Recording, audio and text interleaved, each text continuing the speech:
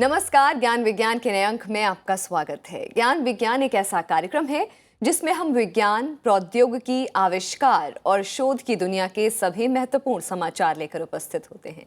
मैं हूं स्मृति रस्तोगी। आइए शुरुआत करते हैं सुर्खियों से। विज्ञान और प्रौद्योगिकी विभाग और दूरदर्शन ने विज्ञान संचार पर आधारित 2 नए कार्यक्रम आरंभ किए, डीडी साइंस और इंडिया साइंस। CSIR केंद्रित वैज्ञानिक उपकरण संगठन ने दृष्टिहीनों को पढ़ने में मदद करने के लिए दिव्य नयन नामक उपकरण विकसित किया। भारतीय विज्ञान शिक्षा एवं अनुसंधान संस्थान कोलकाता के वैज्ञानिकों ने अगले 1 दशक में सूरज की गतिविधियों का पूर्वानुमान लगाने की विधि विकसित की। रक्षा अनुसंधान एवं विकास संगठन यानी DRDO हाल में संपन्न 106वीं भारतीय विज्ञान कांग्रेस की प्राइड ऑफ इंडिया प्रदर्शनी में एग्जीबिटर ऑफ द ईयर घोषित। विज्ञान और प्रौद्योगिकी विभाग ने दूरदर्शन प्रसार भारती के साथ संयुक्त रूप से 15 जनवरी 2019 को विज्ञान संचार संबंधी 2 नए कार्यक्रम आरंभ किए हैं, जिनका नाम है डीडी साइंस और India science. Doordarshan national channel पर डीडी साइंस सोमवार से शुक्रवार तक शाम 5 बजे से 6 बजे तक प्रसारित होने वाला 1 घंटे का कार्यक्रम है, जबकि इंडिया साइंस इंटरनेट पर आधारित 7 दिन 24 घंटे उपलब्ध रहने वाला विज्ञान चैनल है। दोनों मंचों पर विज्ञान पर आधारित दिलचस्प समाचारों और विविध कार्यक्रमों का प्रसारण होगा। दोनों नए कार्यक्रमों का क्रियान्वयन और प्रबंधन विज्ञान और प्रौद्योगिकी विभाग के अंतर्गत कार्यरत स्वायत्त शासी संस्थान विज्ञान प्रसार कर रहा है। भारत में राष्ट्रीय विज्ञान चैनल स्थापित करने की दिशा में ये पहला कदम है। पेश है ज्ञान विज्ञान की विशेष रिपोर्ट। हमारे दैनिक जीवन में विज्ञान की महत्वपूर्ण भूमिका है। इतिहास भी बताता है कि किसी भी समाज या देश के विकास में विज्ञान एवं प्रौद्योगिकी का अहम योगदान रहा है। भारत की अर्थव्यवस्था दुनिया की सबसे तेजी से प्रगति कर रही अर्थव्यवस्थाओं में से एक है। इस प्रक्रिया का अनिवार्य अंग वैज्ञानिक प्रौद्योगिकियां और उनसे संबंधित विभिन्न गतिविधियां हैं। एक ओर नए अनुसंधानों की भरमार लगी है, वहीं दूसरी ओर हमारे देशवासियों को उनके बारे में समुचित जानकारी प्राप्त नहीं हो पाती। लिहाजा देश के नागरिकों को वैज्ञानिक गतिविधियों में विकास की जानकारी देने के लिए भारत सरकार के विज्ञान और प्रौद्योगिकी विभाग ने दूरदर्शन के साथ मिलकर विज्ञान के प्रचार प्रसार के लिए 2 नए कार्यक्रम आरंभ किए हैं। इनके नाम हैं डीडी साइंस और इंडिया साइंस, जिनका शुभारंभ 15 जनवरी को नई दिल्ली में दूरदर्शन भवन में आयोजित एक समारोह में केंद्रीय विज्ञान और प्रौद्योगिकी एवं पृथ्वी विज्ञान मंत्री डॉक्टर हर्षवर्धन द्वारा किया गया। उद्घाटन समारोह में विज्ञान एवं प्रौद्योगिकी विभाग के सचिव डॉक्टर आशुतोष शर्मा, सूचना और प्रसारण मंत्रालय के सचिव श्री अमित खरे, प्रसार भारती के मुख्य कार्यकारी अधिकारी शशि शेखर वेम्पति, दूरदर्शन की महानिदेशक सुप्रिया साहू और विज्ञान प्रसार के निदेशक डॉक्टर नकुल पाराशर भी उपस्थित थे। डीडी साइंस दूरदर्शन के राष्ट्रीय चैनल पर 1 घंटे प्रसारित होने वाला कार्यक्रम है, जिसे सोमवार से शनिवार तक शाम 5 से 6 बजे प्रसारित किया जाएगा, जबकि इंडिया साइंस 24 घंटे और 7 दिन इंटरनेट आधारित चैनल है, जिसे किसी भी इंटरनेट आधारित उपकरण पर www.indiascience.in साइट पर देखा जा सकता है। हमारा सपना तो बड़ा है और हम लोग चाहते हैं कि वो सपना हमारा साकार हो। एक दिन 24/7 ऐसा साइंस चैनल हम इस देश के अंदर लोगों के लिए पैदा करना चाहते हैं, जिसकी व्यूअरशिप और जिसका TRP बाकी सारे चैनल्स पर चल रहे सब प्रकार के समाचारों को पीछे छोड़कर वो सबसे ज़्यादा हो। भारत में दूरदर्शन या डीडी पहला टीवी चैनल है जिसने सभी वर्ग के लोगों के बीच विकास की जानकारी देने में महत्वपूर्ण भूमिका निभाई है। डीडी की पहुंच भारत की 92% से अधिक जनसंख्या तक है। लिहाजा विज्ञान को लोकप्रिय बनाने में ये काफी महत्वपूर्ण माध्यम साबित हो सकता है। लिहाजा दूरदर्शन और विज्ञान प्रसार के बीच विज्ञान कार्यक्रमों के प्रसारण संबंधी समझौता ज्ञापन विज्ञान एवं प्रौद्योगिकी विभाग तथा दूरदर्शन के बीच आम लोगों में विज्ञान और वैज्ञानिक सोच के प्रसार की दिशा में अभूतपूर्व कदम है। इस दौरान सूचना एवं प्रसारण मंत्रालय के सचिव श्री अमित खरे ने कहा कि दूरदर्शन की पहुंच देश के 3 करोड़ से अधिक घरों में है, लिहाजा विज्ञान को लोकप्रिय बनाने की दिशा में ये प्रभावशाली माध्यम साबित हो सकता है। उन्होंने जोर देकर कहा कि सभी वर्गों में वैज्ञानिक उपलब्धियों के प्रसार के लिए दूरदर्शन एक आदर्श मंच है। इस अवसर पर विज्ञान और प्रौद्योगिकी विभाग के सचिव प्रोफेसर आशुतोष शर्मा ने विज्ञान संचार संबंधी प्रयासों की जानकारी दी। Friends, actually India has very deep strengths in science and technology. We are number 5 in the world in terms of number of scientific publications, but this strength does not always translate into communicating science. So this is something that we address today by launching the Science Channel on DD, as well as Internet Channel, which is 24/7. ये 2 मंच देश की विशाल जनसंख्या के बीच वैज्ञानिक उपलब्धियों की जानकारी देने और युवाओं को विज्ञान की ओर आकर्षित करने में मददगार साबित हो सकते हैं। इस मौके पर जनसमूह को संबोधित करते हुए प्रसार भारती के CEO शशि शेखर वेम्पत्ति ने कहा कि ये चैनल विज्ञान को समर्पित है, जो बच्चों में विज्ञान के प्रति जिज्ञासा को बढ़ाएंगे। दोनों चैनलों में विज्ञान पर आधारित वृत्त चित्र, स्टूडियो चर्चा, वैज्ञानिक संस्थानों का दौरा तथा साक्षात्कार फिल्मों का प्रसारण होगा। इसके अलावा ये देश के वैज्ञानिकों और शोधकर्ताओं को भी अपना वैज्ञानिक योगदान दुनिया के सामने प्रस्तुत करने का मौका देगा, जिन्हें वो समाज के विकास के लिए संपन्न कर रहे हैं। दृष्टिहीनों के लिए बेहतर शिक्षा प्राप्त करना हमेशा से एक गंभीर चुनौती रही है। कई सूचनाओं का ब्रेल लिपि में रूपांतरण नहीं हो पाया है, लिहाजा आंखों से लाचार व्यक्तियों को उनके बारे में जानकारी प्राप्त करने में परेशानी होती है। इसे देखते हुए दृष्टिहीनों को बेहतर शिक्षा उपलब्ध कराने के उद्देश्य से वैज्ञानिक एवं औद्योगिक अनुसंधान परिषद के अंतर्गत कार्यरत चंडीगढ़ स्थित केंद्रीय वैज्ञानिक उपकरण संगठन ने दिव्य नयन नामक एक उपकरण विकसित किया है। इस उपकरण में प्रकाशित या इलेक्ट्रॉनिक रूप में लिखित अक्षरों को स्कैन करने और फिर उसे ध्वनि रूप में पढ़ने की क्षमता है। पेश है इस महत्वपूर्ण उपकरण के बारे में ज्ञान विज्ञान की ये विस्तृत रिपोर्ट। भारत में दृष्टिबाधित बच्चों की संख्या 1 करोड़ 90 लाख के करीब है। इनमें 47% अनपढ़ हैं, क्योंकि उन्हें शिक्षा सुविधा उपलब्ध नहीं हो पाई है। पुस्तकों को ऑडियो रूप में परिवर्तित करने में लंबा समय लगता है और अक्सर दृष्टिबाधित बच्चों को पढ़ने के लिए उनके अनुरूप ब्रेल लिपि सीखने की उचित सुविधा उपलब्ध नहीं हो पाती। इस गंभीर समस्या के समाधान के लिए और ऐसे विशिष्ट बच्चों में शिक्षा के संचार के लिए वैज्ञानिक एवं औद्योगिक अनुसंधान परिषद के अंतर्गत कार्यरत केंद्रीय वैज्ञानिक उपकरण संगठन या CSOI ने दिव्य नयन नामक एक नया उपकरण विकसित किया है। ये उपकरण पढ़ने वाली मशीन है जो किसी भी प्रकाशित या डिजिटल दस्तावेज को ध्वनि के रूप में प्रस्तुत करती है।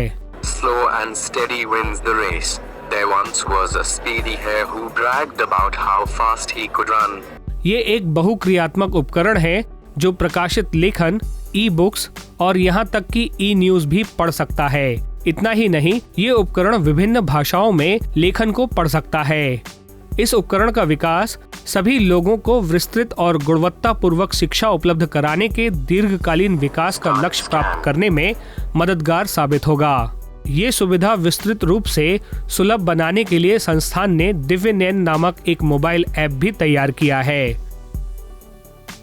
दिव्य नयन एक इंस्ट्रूमेंट है जो उन लोगों के लिए बनाया गया है जो 12 डायप्टर एक आई की विजिबिलिटी होती है, इनके पास विजिबिलिटी बहुत कम रहती है, उनके लिए बनाया गया है। या फिर जो मतलब देख नहीं सकते हैं चीज़ों को, या फिर जो बहुत ज़्यादा एज्ड हो गए हैं, जिनकी विजिबिलिटी बहुत ज़्यादा कम हो गई है, उनकी कन्वीनियंस के लिए ये चीज़ बनी है। इसका एक इंस्ट्रूमेंट का ये फ़ायदा है कि जैसे कोई लोग पढ़ नहीं सकते हैं, न्यूज़पेपर नहीं पढ़ सकते या कोई डॉक्यूमेंट नहीं पढ़ पा रहे हैं, तो उनके लिए कन्वीनियंस के लिए ये है। दिव्य नयन कॉन्टैक्ट स्कैनिंग तकनीक पर आधारित है, जो एक स्कैनर की तरह कार्य करता है। किसी दस्तावेज को स्कैन करके ये काम आसानी से किया जा सकता है। लिखित टेक्स्ट में बदलाव के लिए इस उपकरण में अक्षर चिन्हों को पहचानने की प्रोग्रामिंग की गई है। इसके बाद इस उपकरण में लगा टेक्स्ट से ध्वनि प्रोसेसर उपयोगकर्ताओं के लिए टेक्स्ट को ध्वनि में परिवर्तित करता है। दिव्य नयन में कई कतारों में लेखन को पहचानने का भी विशेष गुण है। ये लिथियम आयन बैटरी द्वारा संचालित होता है, जिसमें 3 घंटे कार्य करने और 32 GB तक अंदरूनी स्मरण संग्रह की क्षमता होती है। ये उपकरण आसानी से एक स्थान से दूसरे स्थान तक ले जाया जा सकता है। ये उपकरण बेतार है और उपयोगकर्ताओं के अनुरूप है। इस उपकरण की कीमत 10,000 रुपए है। एंड्रॉइड ऐप हिंदी, अंग्रेजी और बंगाली भाषाओं में लेखन की पहचान कर सकता है, जिसे गूगल प्ले स्टोर से सीधे डाउनलोड किया जा सकता है।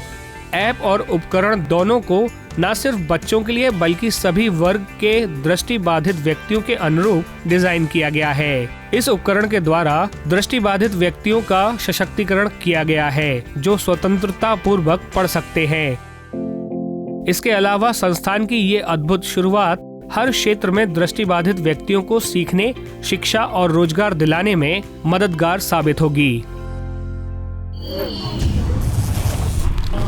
वक्त है एक छोटे से ब्रेक का। ब्रेक से लौटने पर हम आपको ले चलेंगे कोलकाता स्थित भारतीय विज्ञान शिक्षा एवं अनुसंधान संस्थान में, जहां वैज्ञानिकों ने आने वाले दशक में सूर्य की गतिविधियों का पूर्वानुमान लगाने की विधि विकसित की है। देखते रहिए ज्ञान विज्ञान।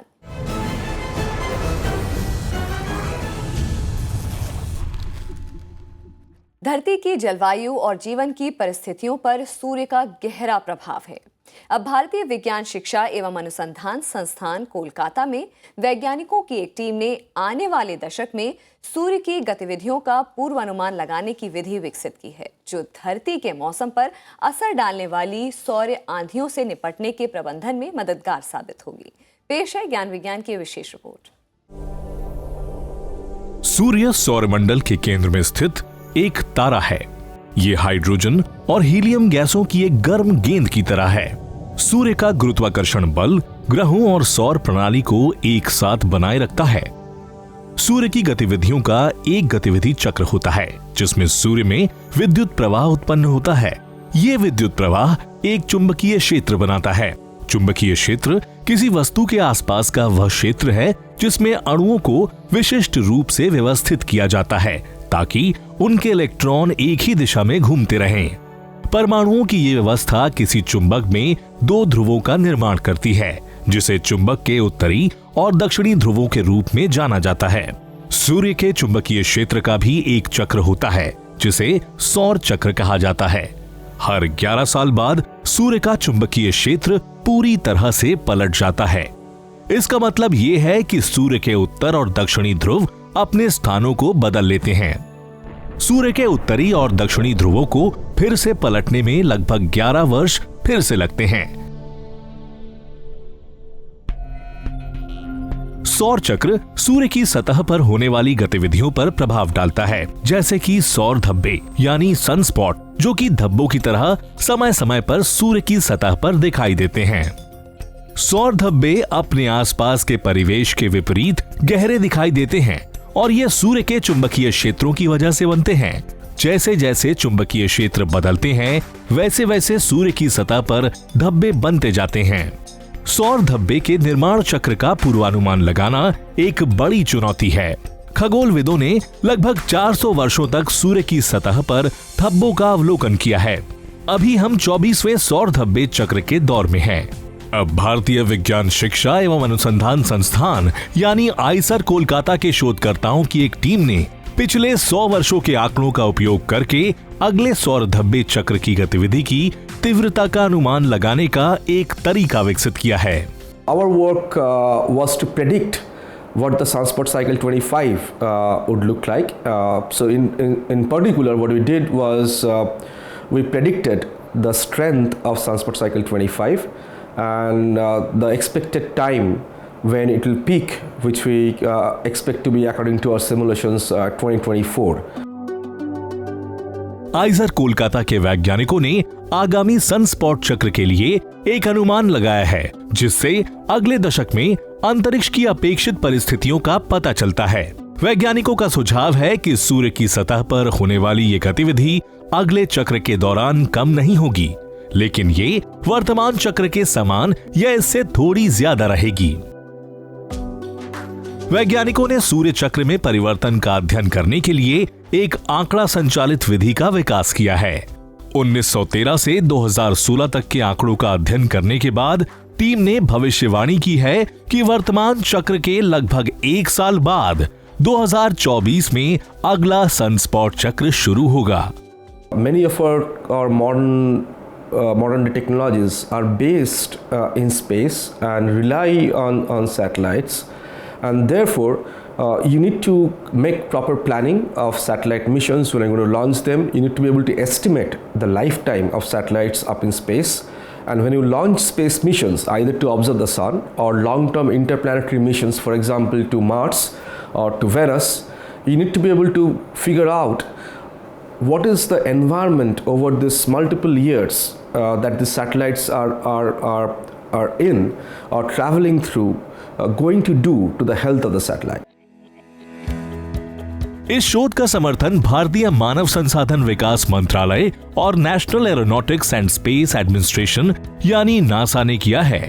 आईसर कोलकाता के वैज्ञानिकों द्वारा विकसित आंकड़ा संचालित विधि अब सौर गतिविधियों की अधिक विश्वसनीय तरीके से भविष्यवाणी करने में मदद करेगी।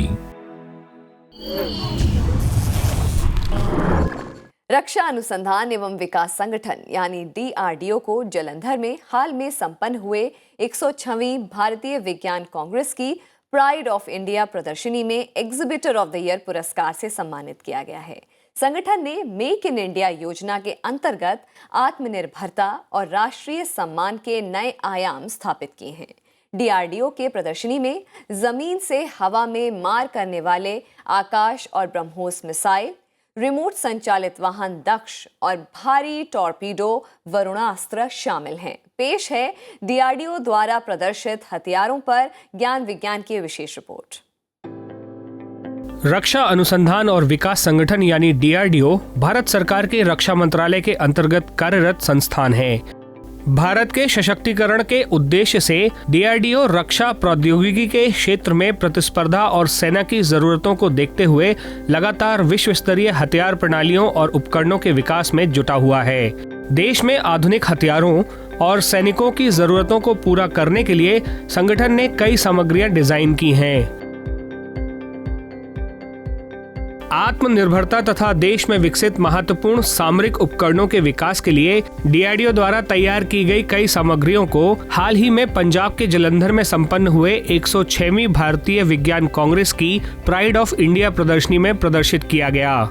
इंडिया में कोई R&D बेस नहीं था, ना प्रोडक्शन बेस था, तो सारे वेपनरी या सारे जो इक्विपमेंट्स है वो सारे हम मैक्सिमम इंपोर्ट करते थे, mainly from Russia. Now it is from other countries also like USA। Cost almost आप ये कह सकते हैं कि अप्रॉक्सीमेटली 1/5 से लेके 1/10 तक कॉस्ट है इनकी। कम घातक हथियारों की श्रेणी में DRDO ने प्लास्टिक बुलेट का प्रदर्शन किया है, जो पैलेट गन का विकल्प है। नायलॉन से बनी प्लास्टिक बुलेट 500 गुना कम हानिकारक हैं। इन्हें AK-47 जैसे हथियारों से दागा जा सकता है। इसे फायर करने पर सामान्य आवाज निकलती है, इसलिए इसका मनोवैज्ञानिक असर भी पहले जैसा होता है। पैलेट गन में क्या होता था, थोड़ी दूरी के जाने के बाद एक शॉट में 400 डिफरेंट टाइप्स के फ्रेगमेंट्स निकलते थे, जो कि मॉब को अलग अलग जगह पे जाके हिट होते थे, जिससे किसी की आंख में भी हिट होता था और वाइटल ऑर्गन्स में हिट होता था। सब लोग किसी को परमानेंट इंजरीज भी हो जाती थी, ब्लाइंडनेस हो जाती थी। तो इन चीज़ों को अवॉइड करने के लिए एक लेस लीथल एम्यूनिशन का डिज़ाइन किया गया है। DRDO के घातक हथियारों और तोप खाने में जमीन से हवा में मार करने वाली मिसाइलों में आकाश, ब्रह्मोस, पृथ्वी अस्त्र, नाग, भारी torpedo, Varunastra, laser ordnance disposal system या lords, armoured engineering recce vehicle, 155 mm advance towed artillery gun system, Pinaka, multi barrel rocket launcher, multi mode hand grenades, sonar system, radar, night vision devices, bulletproof jacket और helmet शामिल हैं। जीवन विज्ञान से संबंधित उत्पादों में पोर्टेबल केमिकल एजेंट डिटेक्टर, शरीर को पूर्ण सुरक्षा देने वाले कवच समेत individual under water breathing apparatus भी शामिल हैं। शांति हो या युद्ध, यह विज्ञान ही है जो राष्ट्र को आगे बढ़ने का मार्ग प्रशस्त करता है। डीआरडीओ विज्ञान और प्रौद्योगिकी के क्षेत्र में और विशेषकर सैन्य तकनीक के क्षेत्र में देश को मजबूत और आत्मनिर्भर बनाने के लिए प्रतिबद्ध है। इसका उद्देश्य है कि रक्षा सेवाओं को अंतर्राष्ट्रीय स्तर की प्रतिस्पर्धा प्रणाली और उपकरणों से लैस कर निर्णात्मक बढ़त हासिल की जाए। वक्त है एक और ब्रेक का। ब्रेक के बाद आपको दिखाएंगे देश और दुनिया की कुछ और नई वैज्ञानिक खोज। देखते रहिए ज्ञान विज्ञान।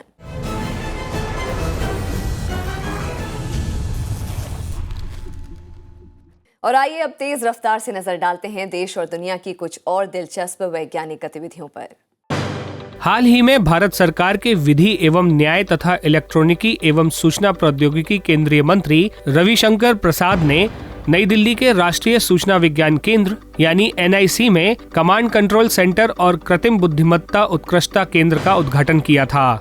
NIC का उद्देश्य कमांड एंड कंट्रोल सेंटर के द्वारा देश में सूचना और संचार का बेहतर ढांचा तैयार करना है, जबकि कृत्रिम बुद्धिमत्ता उत्कृष्टता केंद्र की स्थापना आम नागरिकों को बेहतर सरकारी सुविधाएं उपलब्ध कराने के लिए की गई है। ये केंद्र मशीन से सीखने, टेक्स्ट चिन्ह पहचानने, आवाज पहचानने और चेक बॉक्स पहचानने की सुविधाएं उपलब्ध कराएगा। नई दिल्ली में हाल ही में संपन्न विश्व पुस्तक मेले में बच्चों तथा युवाओं के लिए भारतीय भाषाओं में विज्ञान लेखन पर पैनल चर्चा का आयोजन किया गया। ये आयोजन JNU के centre for studies in science policy ने information and communication society of India और national book trust of India के साथ संयुक्त रूप से किया था। इस परिचर्चा का मुख्य उद्देश्य विभिन्न भाषाओं में विज्ञान लेखन और उनके विभिन्न घटकों के प्रति जागरूकता उत्पन्न करना था। विज्ञान एवं प्रौद्योगिकी विभाग ने 16 से 18 जनवरी 2019 तक science conclave 2019 research on frontiers का आयोजन किया। कार्यक्रम में विज्ञान एवं प्रौद्योगिकी विभाग के सचिव डॉक्टर आशुतोष शर्मा ने विज्ञान प्रौद्योगिकी एवं अनुसंधान का भविष्य विषय पर परस्पर संवादात्मक व्याख्यान दिया। इस दौरान प्रसिद्ध भारतीय वैज्ञानिकों के साथ कई परस्पर संवादात्मक सत्रों का भी आयोजन किया गया। ये कार्यक्रम दिल्ली विश्वविद्यालय के मिरिंडा हाउस कॉलेज स्थित Kothari centre for research and innovation in science education में आयोजित किया गया। राष्ट्रीय जीव विज्ञान केंद्र और लंदन के द नेचुरल हिस्ट्री म्यूजियम के शोधकर्ताओं ने उत्तर पूर्वी भारत में गैंकोज नामक गिरगिट के छोटे आकार की 6 नई प्रजातियों की खोज की है। छोटे आकार के ये गिरगिट गुवाहाटी शहर, असम के काजीरंगा राष्ट्रीय उद्यान, मेघालय और नागालैंड में खोजे गए हैं। सभी नए गिरगिट सर्टोडेक्लस परिवार के हैं और बेंटोड या बो फिंगर्ड गेकोस कहलाते हैं। ये नामकरण उनके मुड़े हुए पंजों के कारण किया गया है। ये खोज जूटेक्सा पत्रिका में प्रकाशित हुई है। विज्ञान के इतिहास में इस हफ्ते हम याद कर रहे हैं प्रसिद्ध भूविज्ञानी आर्थर होम्स को। उनका जन्म 14 जनवरी 1890 को ब्रिटेन में हुआ था। वो जियोक्रोनोलॉजी के अध्ययन क्षेत्र में अग्रणी थे, जो धरती के भूवैज्ञानिक इतिहास और चट्टानों के अध्ययन पर आधारित है। आर्थर 20वीं सदी के पहले वैज्ञानिक थे, जिन्होंने आग्नेय चट्टानों में यूरेनियम के क्षय के आधार पर पृथ्वी की आयु निर्धारित की थी। इस अध्ययन से समस्थानिक ज्यामिति का भी विकास हुआ। वर्ष 1913 में उन्होंने पहले भूगर्भीय समय मापने का पैमाना स्थापित किया। होम्स को फादर ऑफ मॉडर्न जियोक्रोनोलॉजी भी कहा जाता है। अपने महत्वपूर्ण शोध के लिए होम्स को वर्ष 1940 में मर्किसन मेडल, 1956 में पेनरोज मेडल और 1964 में वेटलेसन पुरस्कार से सम्मानित किया गया। 20 सितंबर 1965 को लंदन में उनका निधन हो गया। धरती के इतिहास और भूविज्ञान से जुड़े आधुनिक वैज्ञानिक अध्ययन के क्षेत्र में उनके महत्वपूर्ण शोध एक मानदंड के तौर पर देखे जाते हैं।